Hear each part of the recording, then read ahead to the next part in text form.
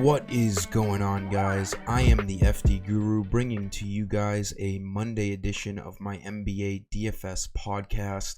We have a nice full 10-game slate tonight to start out our week. And this is going to be a very valuable video here. I'm not mentioning a guy that's over 5,000 in this video on FanDuel tonight. As usual, I'm going to give you guys one player for each position that I'm looking at. Obviously, things change as we get closer to lock. Some big news we can keep an eye on are the Raptors. Kyle Lowry and Siakam are questionable right now. If either one of those guys are out, that can open up a lot of value for Toronto. But for the most part, it's pretty clear cut and dry right now from what I'm looking at.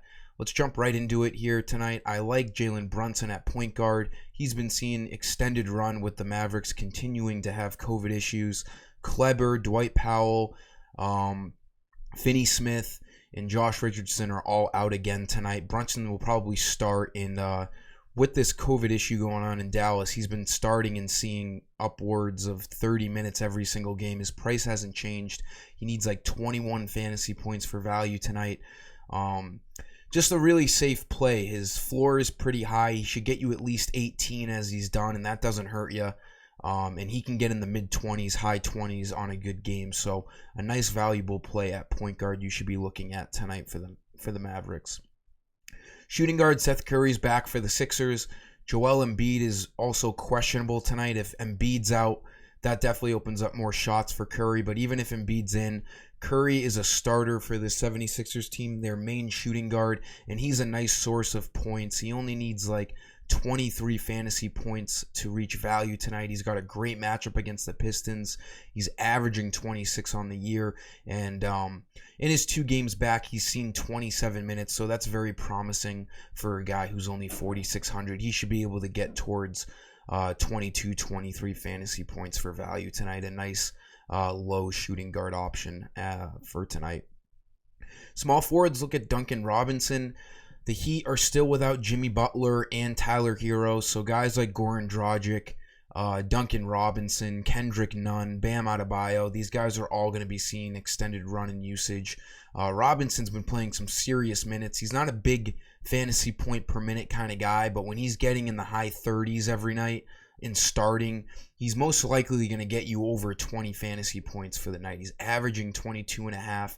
That's about what he needs tonight, 22, 23. He did that last game, missed it the game before, but before that, he was pretty damn consistent, getting over 20 fantasy points a game. I do think he will do that against the Brooklyn Nets tonight at 4,700. A pretty good value play, in my opinion, at small forward.